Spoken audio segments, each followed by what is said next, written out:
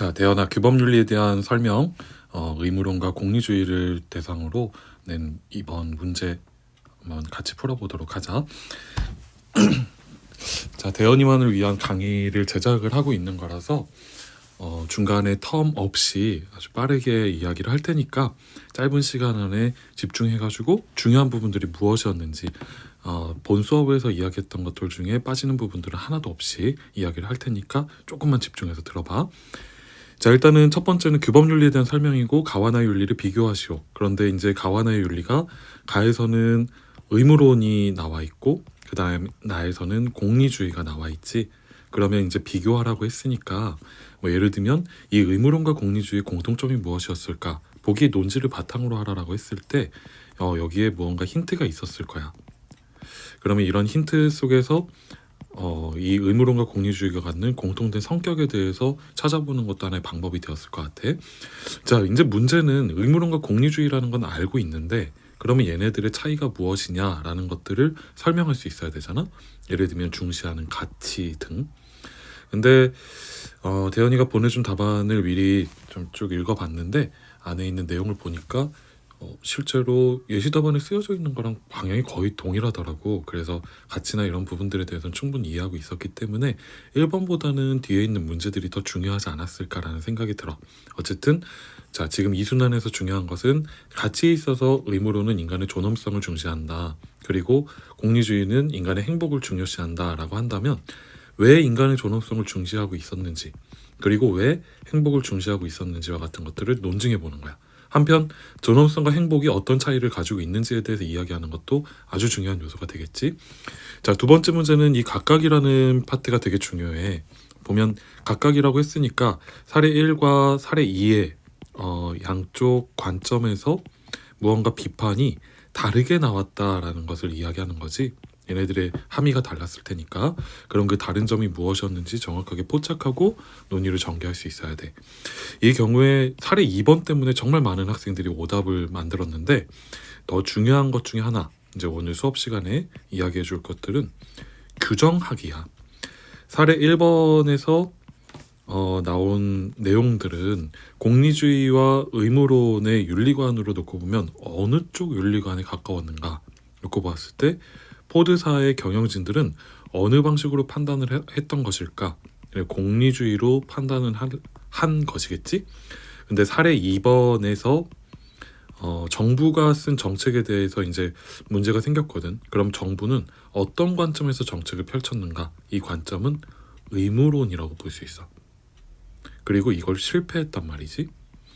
그러면 공리주의적인 관점에서 문제가 생겼다. 그러면 낮의 시문에 있는 공리주의 관점은 문제가 된다라고 비판을 하면 될 거야.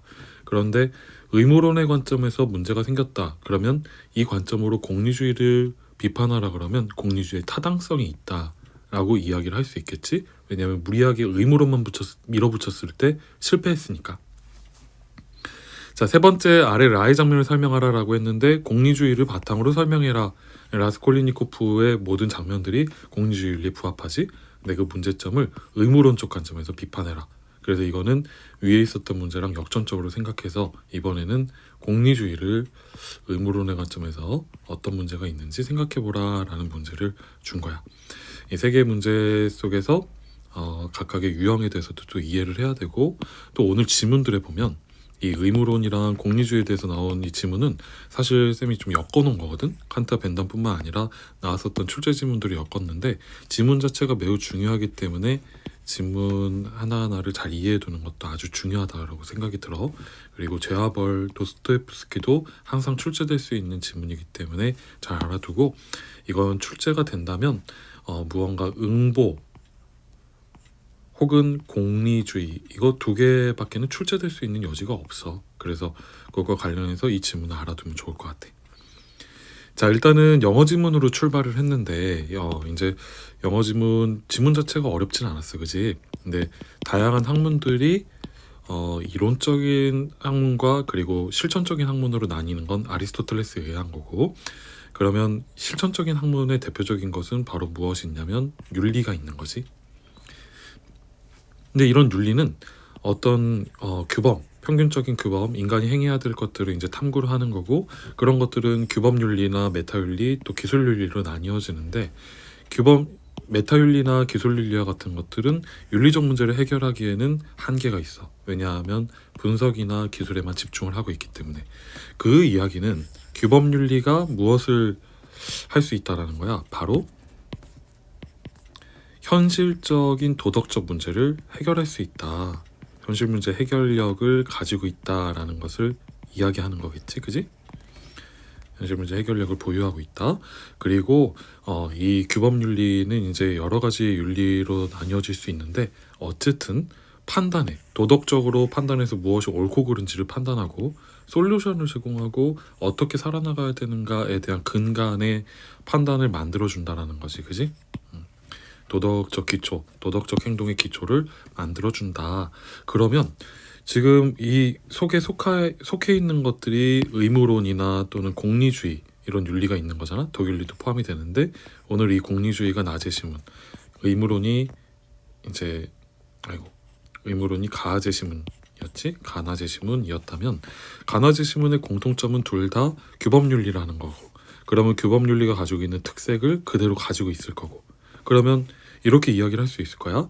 가와 나는 모두 규범윤리로서 현실적 문제를 해결하고 도덕적 판단을 내리는 준거가 된다는 점에서 같다. 만약에 그렇게 썼다면 뭐가 필요해? 공통점이 필요하지. 공통점에 대한 근거가 필요하지. 그러면 그 근거는 어디 있을까? 바로 제시문에서 찾아서 쓸 수 있어야 되겠지. 뭐 예를 들면 가제시문에서도 어땠니? 지금 여기 사례를 하나 소개했는데, 이 사례 속에서 이게 옳은 행위인가 그른 행위인가 판단하는 기준으로서 의무론이 활용됐고, 지금 여기서도 사례가 하나 제시가 됐는데, 이 사례 속 낮에 씹는 해리포터의 사례에서도 거짓말이 옳은 것인가 옳지 않은 것인가, 이 약속에 대해서 거짓말하는 것, 그지?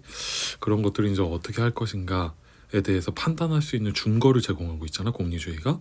그런 것을 이제 사료로 들어가지고 공통점 이야기할 수 있을 거야. 그런데 이 지문에서는 무엇은 없어. 의무론과 공리주의 차이점에 대해서는 도통 발견을 할 수가 없어. 그러니까 이제 제시문 안에서 찾아봐야 될 것 같아. 자, 그러면 가제시문으로 가볼게. 가제시문은 의무론에 대해서 이야기를 하는데, 지금 보면은 사람들은 무엇인가에 상관없이 그것들을 만족시킬 최상의 방법을 강구한다. 그 만족시킬 최상의 방법, 이거는 다른 말로 이야기하면 욕구를 충족할 최상의 방법이고, 이 욕구는 낮의 시문의 개념으로 따지면 행복에 가깝기 때문에 결국은 나의 목적 실현에 가깝다. 그런데 이것이 아니다라고 이렇게 이야기를 했어. 그지? 아니다. 그러면 행복이 도덕이라는 것을 부인하고 있는 거야. 자, 사람들이 목적을 추구할 때 반드시 지켜야 할 한계가 무엇인지를 밝히는 것이 정의 원칙이다. 이 사람은 도덕의 본질을 바로 한계를 규정하는 것으로 생각하고 있어.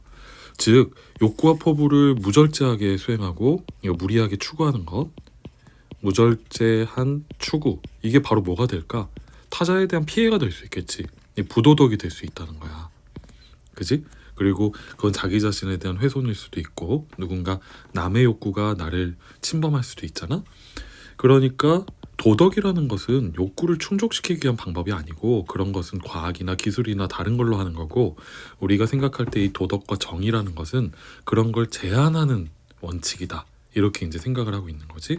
그래서 옳음이라는 개념, 옳음은 다른 말로 이야기하면 도덕일 테고, 조음이라는 개념, 조음은 행복 또는 욕구 충족 일 텐데, 이게 지금 전혀 다른 개념이고, 선행한다, 옳음이 선행한다, 이렇게 이야기를 하는 거야. 다음 문장도 똑같은 문장이다, 그지? 정의 우선성이란 어떤 면에선 정의를 위반하도록 요구하는 욕구는 무가치하다. 그러니까 무가치한 욕구가 있을 수 있어. 근데 그러면 한계가 무엇일까라는 부분에 대해서 우리가 고민을 해야 되겠지. 대체 이게 무엇일까? 자, 지금 여기서는 그 한계, 우리가 절대 침범해서는 안 되는 한계를 인간의 존엄성이라고 생각하고 있는 것 같아. 이거는 훼손하면 안 된다. 지금 뒤에 있는 지문에서 보니까 필요와 관련된 것들은 시장 가격을 가져. 경영성 및 필요와 관련한 것들, 지금 그러니까 결국 욕구와 관련한 것들은 무엇을 갖는다? 시장 가격. 자, 1회차 때도 이야기했던 거야, 그지? 개량 가능하다라는 거야. 개량이 돼. 애호가격을 갖는다. 시장에서 우열이 있어. 그러니까 계산이 된다는 거야, 그지?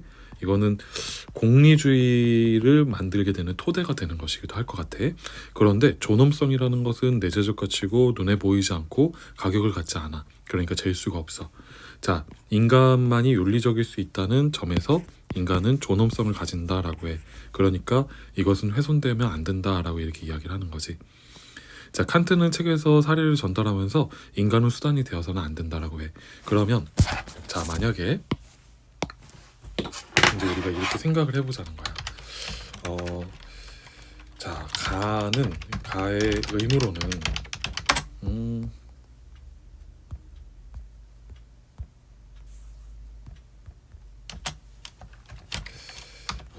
인간의 존엄성을 중시한다. 이렇게 했어. 이제 반면 나의 공리주의는 행복을 중시한다. 그냥 중시한다는 표현 반복은 눈 감고 가보자. 그러면 지금 보면은 일단은 존엄성을 중시한다라고 했는데 존엄성이랑 행복이랑 정반대가 아니니까 어떤 부분에서 다른지에 대해서 이야기해 줄 수 있어야 되겠지. 뭐 예를 들면 개량 불가능한. 근데 반면 나의 공리주의는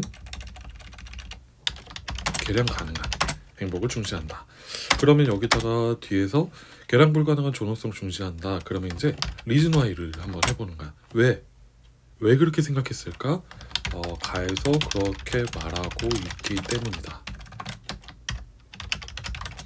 이거 말도 안 되는 얼토당토하는 답안이잖아, 그지? 이렇게 쓸 수는 없겠지. 혹은 뭐 이렇게 썼어? 가에 뭐라고 할 수 있을까? 가에서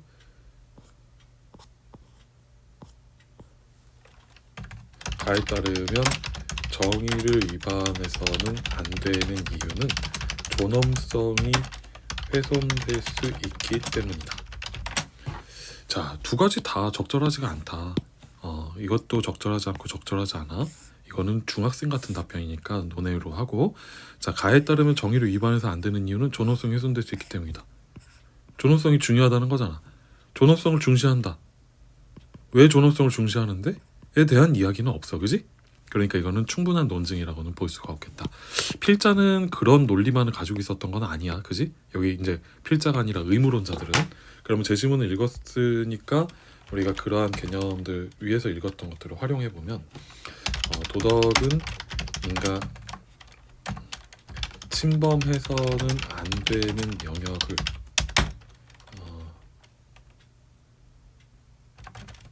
범주를 제한하는 것이고,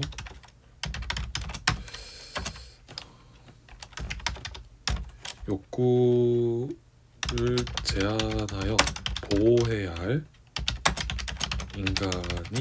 인간의 본질적 가치는 바로 내적 존엄성이 있다.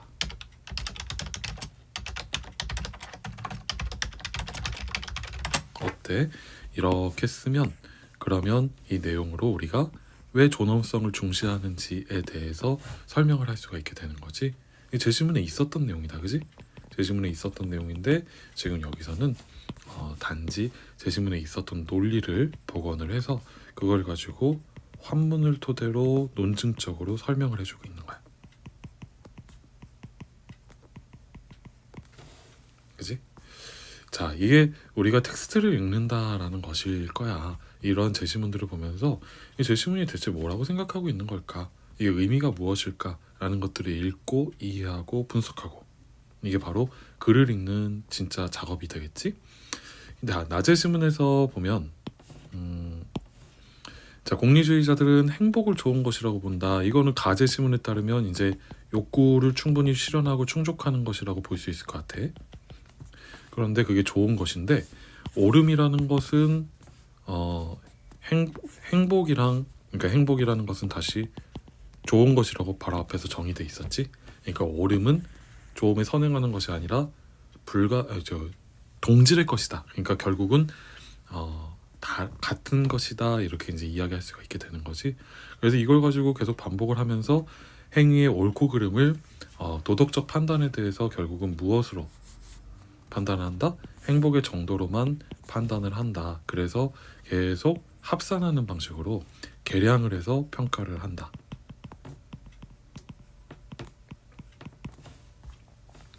자, 그 과정에서 지금 보니까 어,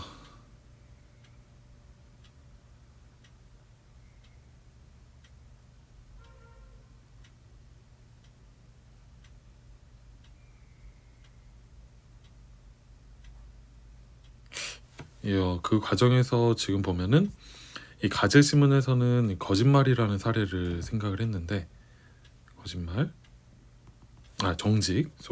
정직이라는 사례를 생각했는데 이 정직이라는 것은 지금 보면은 일반적으로는 놓고 봤을 때 도덕적인 행위야. 그런데 의무론적 관점에서는 부도덕해지는 거지. 그런데 우리가 생각을 해보면 이제 낮의 지문에서 만약 공리주의적 관점이라면 만약에 부도덕한 행위인 거짓이라고 하더라도 거짓이 좋은 결과를 만들면 그러면 도덕적이다라고 이렇게 이야기를 할 거야. 그러니까 우리가 통념적으로 생각하는 거랑 이제 이 도덕적인 판단이 의무론에서도 공리주의에서도 달라질 수 있다는 것도 생각해 봐야 되겠다. 자, 그러면 이제 우리 비교의 논리로 넘어가서 놓고 보면 자, 처음에 이제 사과랑 고구마를 여기다 가져다 놨는데 여기서 이야기해 준 거는 다른 게 아니고 표면적인 내용과 그 다음에 심층적인 내용, 우리는 무엇을 봐야 될까라는 것에 대해서 이야기를 하는 거야. 당연히 표면보다는 심층적이고 근본적이고 그게 바로 또 핵심적인 것이겠지. 핵심적인 것을 봐야 돼. 예를 들면 사과와 고구마를 비교를 하는데 사과와 고구마가 둘 다 이제 모양이 있어서 사과는 원형에 가깝고 타원에 가깝다라고 한다거나 또는 자색 또는 적색 이렇게 해가지고 색을 가지고 대조를 하거나, 물론 이런 것도 대조할 수 있는 하나의 방법이기는 해. 그런데 너무 뻔하고 남들에 비해서 더 깊이 있는 생각을 보여준 게 아니라 단지 눈으로 관찰하고 사고는 전혀 개입하지 않아도 쓸 수 있는 답안이 되는 거지. 그러니까 이런 수준을 넘어서서 조금 더 깊이 생각하고 사고하고 고민하고 궁구하는 작업을 한다면 핵심적인 것들을 뭐 예를 들면 이런 데에서 본질적 기능이 무엇이냐. 사과는 사과나무가 이렇게 있으면 결국은 결실로 이렇게 매달리는 거잖아. 그래서 이게 뚝 떨어지면 이게 씨앗이 여기서 자라나가지고 다시 새로운 사과나무가 자라나겠지. 결국 이것은 결실이자 결과야. 그리고 이것은 후대를 지속시키는 기능을 한다, 근본적으로. 근데 고구마는 고구마에서 이렇게 줄기가 나오고 이파리가 나와서 땅을 기어다녀, 그지? 자, 여기는 뿌리인 거지. 그래서 양분을 저장하고 탱크로서 이렇게 활용을 해. 그러니까 이건 결실이 아니라 이 생명의 시작점이 되는 거야, 그지? 그래서 이것은 이제 현재의 삶을 지속시키는 기능을 한다 라고 하면 양쪽의 차이점들을 이제 우리가 대조하면서 생각해 볼 수가 있게 될 거야, 그지? 우리가 겉으로 보이는 것들에만 이렇게 도착하지 말고 어떤 것들이 속에 담겨 있을까? 예를 들면 공리주의와 의무론과 덕윤리를 비교할 때에도 어떤 부분들이 속에 담겨 있는지 생각하고 문제를 풀어보는 것, 그런 이제 태도가 필요하다는 거지. 자, 그러면 이제 오늘 의무론과 공리주의로 놓고 보았을 때 자, 공통점에 대해서는 아까 이야기를 했지. 규범윤리 적 성격을 가지고 있고 둘 다 도덕적 판단의 준거로 기능을 하고 있는 이론윤리 대표다, 이렇게 이야기를 할 수 있을 거야. 밑에 있는 답안을 보더라도 이들은 도덕적인 행동의 기준이나 규범을 탐구하고 문제를 해결하려 하는 규범윤리라는 점에서 같다. 즉 공통점을 쓰고 그 다음에 도제시문이 들고 있던 상인이나 해리와 론의 가상적 사례는 특정 상황에서의 도덕적 판단을 보유하기 위한 것이다. 보이는 보호하다라는 뜻이 좀 낯선 표현이다, 그지? 이걸 가지고 이렇게 논증을 해주는 거야. 자, 그러면 차이점으로 어떤 것들을 생각해 볼 수 있을까? 아까 보았을 때 이제 중시하는 가치, 이런 것도 중요한 기준점이 될 수 있을 것 같아. 중시하는 가치에서 여기서 존엄성이다 라고 하면 여기선 행복. 자, 이것은 이제 텍스트에 있었던 거다. 그러면 이제 우리가 생각을 덧대어 보자는 거야. 나의 생각들. 자, 존엄성이라는 것과 행복의 차이가 무엇일까? 네, 예를 들면 이것은 철저히 개인적 성격, 개개인이 가지고 있는 건데, 공리주의에서의 행복은 다수가 소유하고 있는 행복, 다수의 합산으로서 이제 행복이 그려지고 있었기 때문에 존엄성은 합칠 수가 없지. 그런 게 차이점이라고 볼 수도 있고, 또는 계량이 안 돼, 무한대의 것이니까 계량 불가 또는 계량이 가능하다, 이렇게도 볼 수 있을 거야. 그러면 아까 이야기했듯이 다시 또 생각 덧대면서 제시문에서 이렇게 대조도 하고, 그리고 왜 그렇게 생각했는지 논증도 덧대면서, 행복이라는 것은 왜 행복을 중시하고 있었을까? 라고 하면 행복 중시하는 건 너무 명확했는데 왜 행복을 중시했을까? 다수 모두가 행복을 원함으로,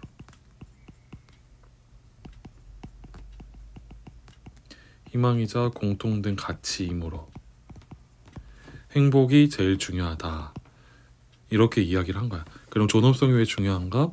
이 도덕이라는 것은 일종의 제한. 그러면 무엇을 제한해?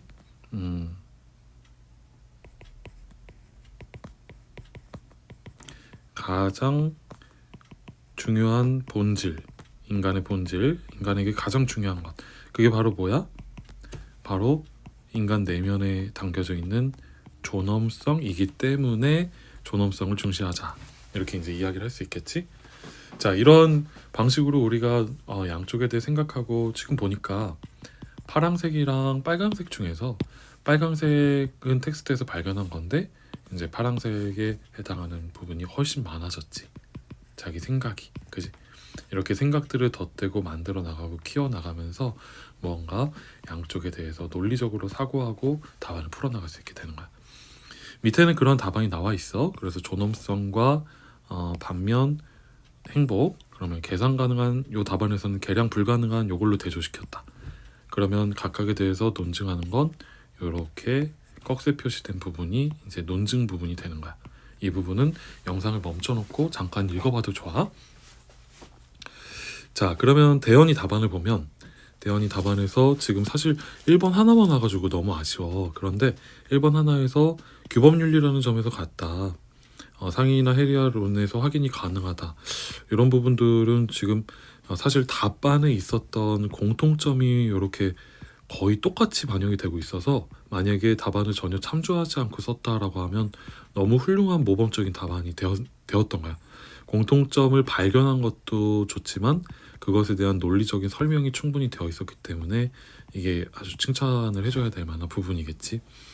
그리고 뒤에서 보면 중시하는 가치가 대조적이다라는 것도 측정 불가능한 존엄성. 그런데 이제 반면 나에서는 공리주의 행복.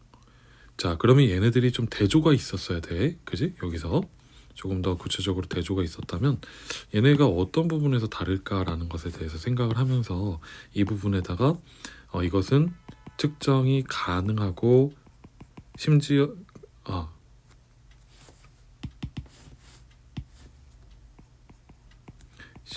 합산할 수 있다, 이런 것들을 이제 이야기를 해주면서 대조점이 무엇인지도 밝혀주는 한편, 자, 존엄성을 중시한다, 왜 그러냐, 그리고 지금 여기를 너무 정확하게 잘 써놨거든. 그럼 여기서는 왜 행복을 중시하느냐, 이 부분에 대해서도 이유가 들어가면 더 좋았을 것 같아. 지금 마치 예시답안이랑 부분적으로 짜집기가 된 것 같은 답안처럼 어떤 부분은 굉장히 완벽하게 써 있고 어떤 부분은 뭔가 상당히 빈약하게 쓰여져 있어. 뭔가 조금 이상했던 것 같은데, 어쨌든 잘 쓴 부분들을 대상으로 놓고 봤을 때는 뭐 예시답안 수준으로 잘 쓸 정도로 지금 아주 훌륭하다라고 볼 수 있을 것 같아. 자, 그 다음에 두 번째 뒷부분에서 보면 도덕에 대한 규정과 연관된다. 그래서 그 규정에 대해서 찾아낸 답안은 사실 이 부분을 가지고 논의한 답안은 사실 대연이 답안밖에 없었거든. 그래서 정말 깜짝 놀랐어. 근데 이 규정이라는 건 항상 논술에서 논의를 비교할 때 규정과 의미를 비교해 보는 것도 아주 좋은 태도가 될 수 있어. 그러면 가에서의 도덕은 인간의 존엄성을 지키려는 의무감과 동기 그 자체가 도덕이다. 그렇지. 근데 왜 그럴까? 이제 어떤 부분에서 알 수 있을까? 여기 이제 할머니에게서 이야기를 할 수가 있겠지. 그런데 여기 뒤에서 그러면 나를 써야 되는데 이 부분이 없어. 지금 미완성인 채로 답안이 전송이 돼가지고 그래서 이 부분도 다 못 읽어봐서 이제 조금 아쉬웠던 것 같아. 규정도 어떻게 대조가 돼야 될까라는 부분에 대해서 생각을 해봐야 될 것 같고, 그지? 그래서 문제를 풀어보는 게 여기서 관건이었을 것 같아. 자, 여기까지 끊어가지고 가보도록 하자. 자, 여기까지가 1번이었고 뒤에 이제 어휘 표현 정리도 고단수를 보내준 고단수를 통해서 꼭 머릿속에 익혀볼 수 있도록 하자.